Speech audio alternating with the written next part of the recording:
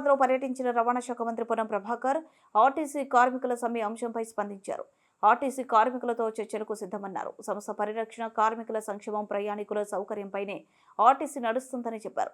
మే 5, 6 తేదీలో హైదరాబాద్లోనే ఉంటానని, ఎప్పుడు వచ్చిన సమస్యలపై చర్చిస్తామని చెప్పారు. అధికారికంగా పిలవాల్సిన అవసరం లేదని, ఎవరు వచ్చినా మాట్లాడి సమస్య పరిష్కారానికి కృషి చేశామన్నారు. ఈ సందర్భంగా గత బీఆర్ఎస్ పాలనపై మంత్రి పొన్నం విమర్శలు గుప్పించారు. గత 10 ఏళ్లుగా ఆర్టీసీ నిర్వీర్యమైంది. సంస్థ ఇప్పుడే ఆర్థికంగా ముందుకెళ్తుంది. ఇబ్బందికర పరిస్థితులు తేవద్దు. గత బీఆర్ఎస్ పాలనలో కొత్త బస్సు కొనుగోలు చేయలేదు, కొత్త ఉద్యోగాలు ఇచ్చింది కూడా లేదు. కానీ ఇవాళ లాభాల దిశగా ఉంది. పాత పీఎఫ్తో పాటు సమస్యలు పరిష్కరించే దిశగా ప్రయత్నం జరుగుతుంది.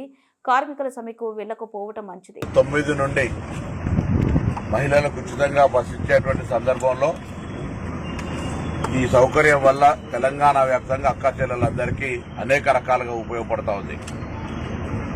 హుస్నాబాద్ బస్టాండ్కి సంబంధించి కూడా ఈరోజు ఇక్కడికి రావడం జరిగింది.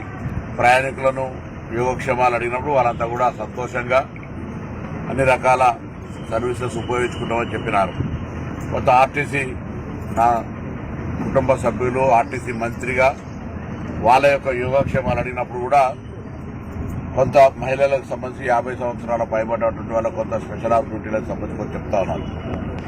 ఈ సందర్భంలో ఆర్టీసీ గత 10 సంవత్సరాలు నిర్వీర్యం అయిపోయి సమ్మె ద్వారా చేస్తే కూడా అనేక మంది చనిపోయినా స్పందించకుండా, ఒక కొత్త బస్సు కొనకుండా, ఒక కొత్త కార్మికుడికి లేదా ఆర్టీసీకి ఉద్యోగం ఇవ్వకుండా వ్యవస్థ అంతా కూడా నిర్వీర్యమైన సందర్భంగా ఈరోజు ఆర్టీసీ పూర్తిగా లాభాల దిశలో పోయేటువంటి పరిస్థితుల్లో పాత అప్పులు, పాత పీఎఫ్ నుండి, పాత సిసిఎస్ నుండి వాళ్ళ నిధులను వాళ్ళకు రిటైర్ అయిన ఇచ్చే విధంగా తీసుకునే ప్రయత్నం జరుగుతోంది.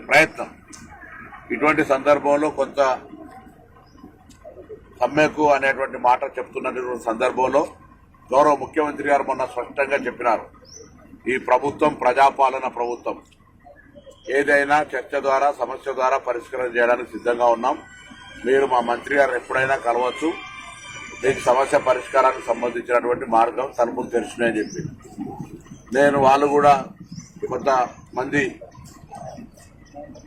మేము కూడా చర్చలకు సిద్ధమన్నారు. నేను రవాణా శాఖ మంత్రిగా వారందరినీ ఎప్పుడైనా వాళ్ళ వీళ్ళని బట్టి నేను 5, 6 తేదీలలో హైదరాబాద్లో ఉంటా. వాళ్ళు ఎప్పుడైనా కూడా నా దగ్గరకు వచ్చి తలుపులు చర్చ ఎవరైనా రావచ్చు, ఎవరైనా మాట్లాడవచ్చు. దానికి ఇదేమో అధికారికంగా పిలిచి అధికారికంగా రావాలి అట్లా ఏం అవసరం లేదు.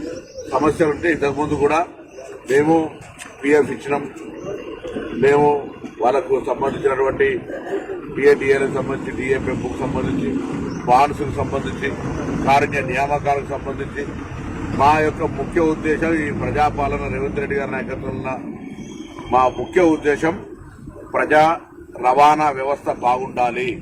ఇది గ్రామీణ ప్రాంత పేద ప్రజలకు సంబంధించిన రవాణా వ్యవస్థ. అందుకే కొత్త బస్సులు కొంటా ఉన్నాం, కొత్త నియామకాలు చేపడతా ఉన్నాం, కారుణ్య నియామకాలు ఇస్తా ఉన్నాం, కార్మికుల సంక్షేమానికి సంబంధించినటువంటి పాత డిఏలు ఇస్తా ఉన్నాం, బాండ్స్ ఇస్తా ఉన్నాం. అన్ని రకాల అంశాలను పరిష్కరిస్తాం. ఇంకేమైనా మిగిలి ఉంటే కూడా అవన్నీ సంస్థ పరంగా ఇవ్వడానికి సంబంధిత మంత్రిగా మేము సిద్ధం. మా ముఖ్య ఉద్దేశం కూడా 3 ఉద్దేశాల మీద